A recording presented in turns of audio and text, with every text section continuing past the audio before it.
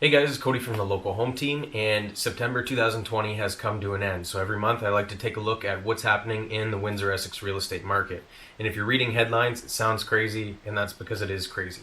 If we look at just month over month, September 2020 versus 2019, we're seeing listings up at 8.5%, which is first glance awesome. We're finally getting some more inventory, but then once we look at the number of sales, we realize that it increased at almost fourfold. So listings went up at 8.5%, and the sales were up at over 32%. So we have a major imbalance where the sales are going up at a much higher rate than the number of listings, and as a result, the prices are surging. The prices were up month over month, almost 31%.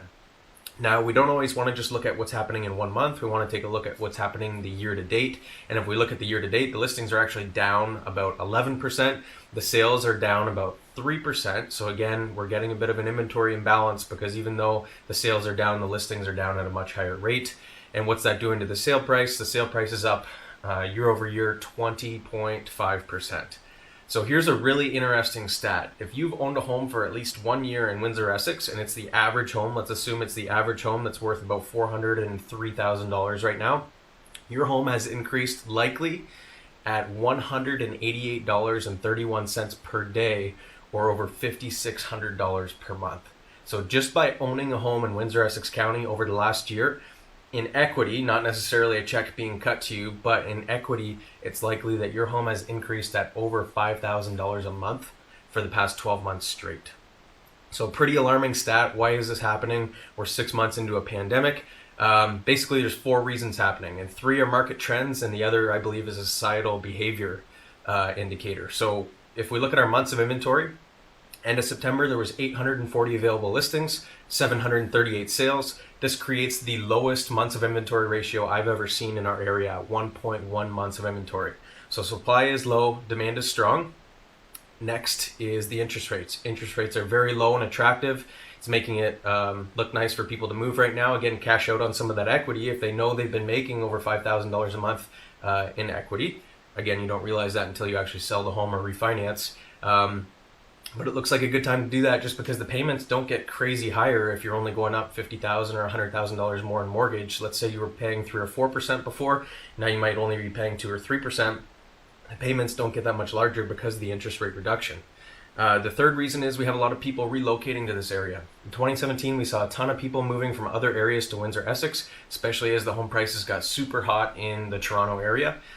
We didn't see as much of that in 2018 and 2019. It's happening again in 2020, especially as we notice a trend of people wanting to get out of urban areas, but also a lot of people with jobs in urban areas that are now being sent home to work from home permanently. They like the idea of moving to a community that's less expensive to live in, like the Windsor-Essex area when you compare it to the GTA or the Golden Horseshoe area.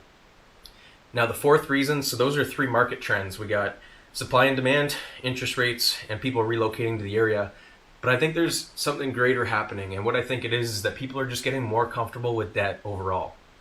We used to talk about paying off our mortgages and not refinancing and all that kind of stuff, but people are just becoming comfortable with it now. They've seen their home increasing at a much higher rate over the past number of years, and unfortunately, I think a lot of people are just going into this thinking, well, I'm going to have a mortgage payment for forever, so I might as well buy a home that I love that'll fit my family for a very long time. So interest rates are low, might as well get a bigger mortgage, and I think people are just becoming more comfortable with debt. So those 4 things, I believe, are the reasons that we're seeing the spike in home prices right now. And it doesn't look like it's going to change over the next little bit. We're hearing from the government that interest rates are likely going to stay low for quite a while. We're hearing that from the banks too. And as long as people are wanting to move to this area, then I think that trend's going to continue. But anyways, if you haven't found a home yet, don't give up. There are still options available, and we'd be happy to help you find one.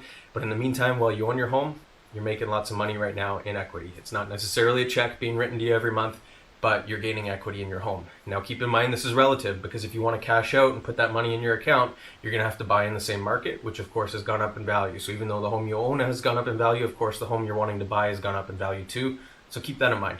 Anyways, thank you for listening to our update video. Call or text us if you have any questions at all. Thanks. Bye for now.